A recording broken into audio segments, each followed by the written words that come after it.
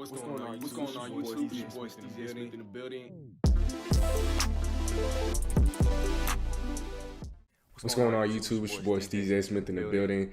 And today I want to address the Giannis to the Warriors rumors that have been going on for the last week or so. And no, I'm not referring to his hack Twitter, which happened to happen the other day, in where the hacker said, I'm going to the Warriors. I'm not even referring to none of that. And just to preface my comments, I'm not saying that Giannis is going to the Warriors. I'm just saying that there's a very real possibility of him going to the Warriors. And I understand, we all understand that he's only 25 years old, but in the player empowerment era, winning titles is almost everything. And that was the movement that LeBron kind of jump-started, and it's worked very well for LeBron, KD. And I think that Giannis, he's next in line only because Milwaukee isn't, in my eyes, a championship team anytime in the next couple of seasons. I just don't see Milwaukee winning a championship. And I'm not saying that they're not championship contenders, which they are, but I just don't see them beating either the Lakers or the Clippers in a 7-game series. And that's no disrespect to my guy Chris Middleton, who's an all-star in this league. He's a great shooter, he's clutch, and he performs well for them in the playoffs. I just think that with Chris Middleton as your number 2 player, and with the limitations that Giannis has when it comes to his lack of shooting, I don't think that Chris Middleton is able to compensate. And I think because of that, they won't be winning a championship. And because of that, Giannis is going to be thinking very long and hard about potentially leaving Milwaukee. So next season, the final year of his contract is at $27.5 million. And this coming summer, he's eligible for a 5-year, $254 million Supermax contract. And if he was to turn that down, then Milwaukee has one of two options. You either trade him for an established star, let's say like a Chris Paul, LaMarcus Aldridge, a Kevin Love, a Bradley Beal, or you trade him and you don't run the risk of losing him for nothing like the Oklahoma City Thunder did with Kevin Durant, or like the Miami Heat did with LeBron, or even the Cavaliers for a second time with LeBron. And so I think that you're going to have to evaluate all your options. And if Milwaukee was to trade him, this is where Golden State comes in.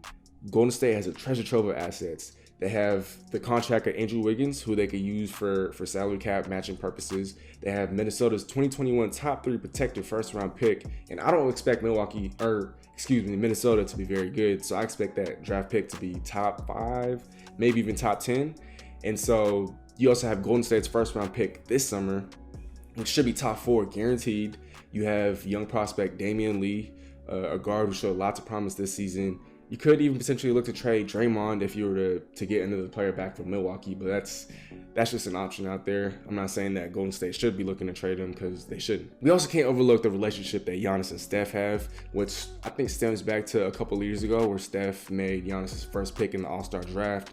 It seems that they have some sort of relationship behind the scenes, and I think that that's something to point out, just because Giannis, if you know Giannis, he doesn't like to be buddy-buddy with a lot of these NBA players. He doesn't seem to have relationships with a lot of these NBA players. And so I think that even if his relationship with Steph is being a little overblown, there's something to be had there. And I think that with Steph pulling the strings on Golden State's end, that could be a very underrated dynamic in this whole situation. While Giannis has spoken plenty of times about loyalty, his agent has talked about loyalty, I think that the allure of living in Cali, of playing for a team like Golden State, who has an established culture, established system. They were the last dynasty just a couple years ago. They have the greatest shooting backcourt of all time. You have the greatest shooter of all time in Steph. Imagine if Giannis was to play in a system like that. He has shooters everywhere, and they're not just shooters, they're the greatest shooters of all time. I think that would open up the rest of Giannis's game. He could fill the shoes of KD, and I think that Giannis would be the only player to fill in those shoes. And I'd be very scared if Golden State were to land Giannis Antetokounmpo, whether that's via trade or whether that's via free agency a year and a half from now. I just think that Milwaukee, they won't be winning a chip in the next couple of years, and so it'd be in their best interest to trade him. I'm not saying they should trade him to Golden State. There are plenty of other teams out there that have the assets or maybe even the salary cap space to land him. I think that if Giannis were to want out of Milwaukee, it would only be because they failed to win a championship. And if they were to win a championship, then all these points, this entire video, would be moot. But until they win a championship, I think that all bets are off, and Golden State would be heavy favorites to land if he doesn't sign that Supermax contract. And so once again, I'm not saying Giannis is going to the Warriors. I'm just saying that there's a very real possibility of it. And there you have it. Steezy out. Be sure to get at me on my other socials.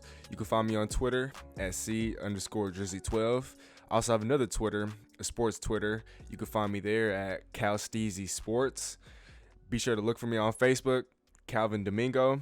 And you can find me on Instagram at Steezy_away.